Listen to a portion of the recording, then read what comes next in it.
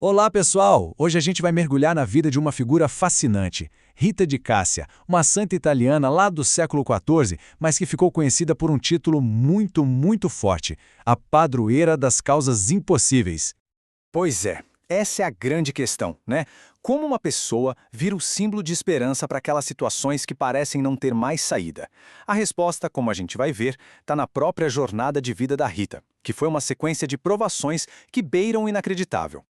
E só para a gente ter uma noção do tamanho da relevância dela até hoje, olha só esse número, 56 metros. Essa é a altura da maior estátua católica do mundo. E sabe onde ela fica? Não é na Itália não, é aqui no Brasil, e é dedicada a Santa Rita. Isso já dá uma bela pista da devoção gigantesca que ela inspira. Então vamos lá. O que realmente define a vida da Rita é exatamente isso. Uma série de desafios que qualquer um diria que eram impossíveis de superar, mas que foram vencidos por uma fé, sim, inabalável. E o primeiro desses grandes desafios foi o casamento dela. Um casamento arranjado que acabou sendo uma provação que moldou o resto da vida dela. Agora, o que chama a atenção aqui é esse contraste brutal. De um lado, a promessa, casar com um homem de uma família nobre e respeitada.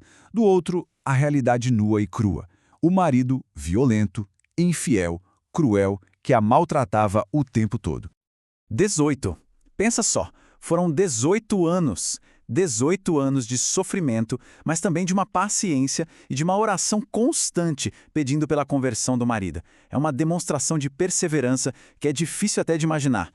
E então, aquilo que parecia impossível aconteceu.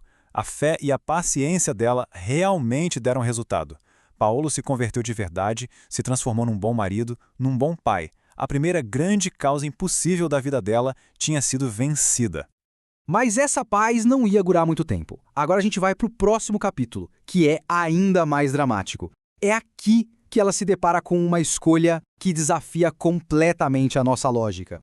O ciclo de violência daquela época era uma coisa terrível. Como a gente vê aqui, o marido dela, recém-convertido, é assassinado numa emboscada por antigos inimigos. E a consequência disso? Os 2 filhos adolescentes dela juram vingança, prontos para continuar aquele derramamento de sangue.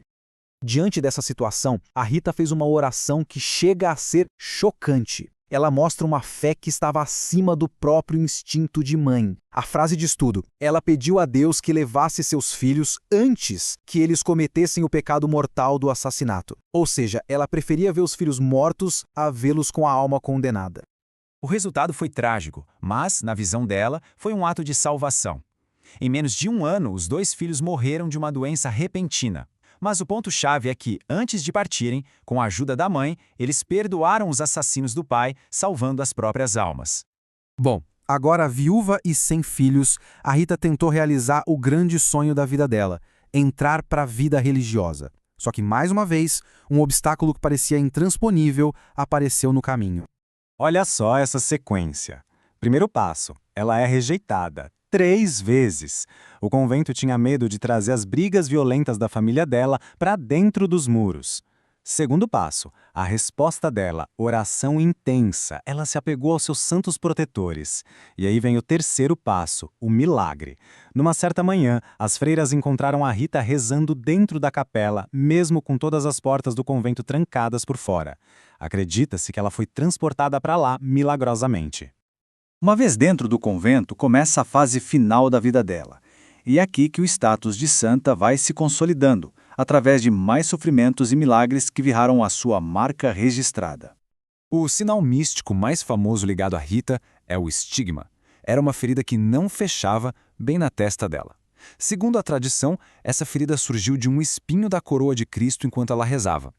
E ela carregou essa marca por 15 longos anos. E como a gente vê aqui, esse estigma tinha 2 lados. De um lado, a agonia. Era uma ferida dolorosa, com um cheiro forte, que a obrigou a viver isolada da comunidade por 15 anos. Mas do outro lado, o êxtase.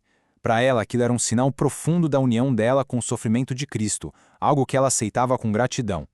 Os eventos extraordinários foram até o fim da vida dela. No inverno de 1457, já bem doente, ela fez um pedido, e uma única rosa e 2 figos floresceram no jardim dela em plena neve.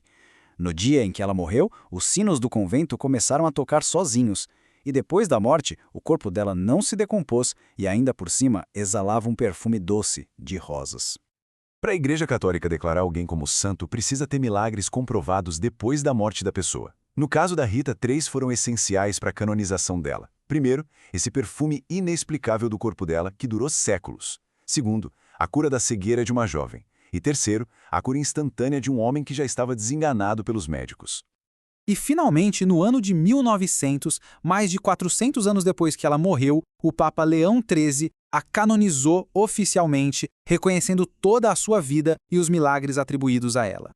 E como resultado de toda essa jornada, de tanto sofrimento e tanta fé, ela ganhou esses títulos tão fortes: Santa das Causas Impossíveis, Advogada dos Casos Desesperados, Padroeira das Famílias em Crise, Santa da Rosa. Cada um desses títulos, no fundo, resume um pedaço da incrível história dela.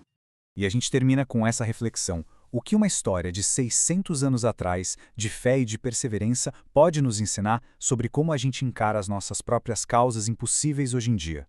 Fica aí a pergunta para a gente pensar. Obrigado pela companhia e até a próxima.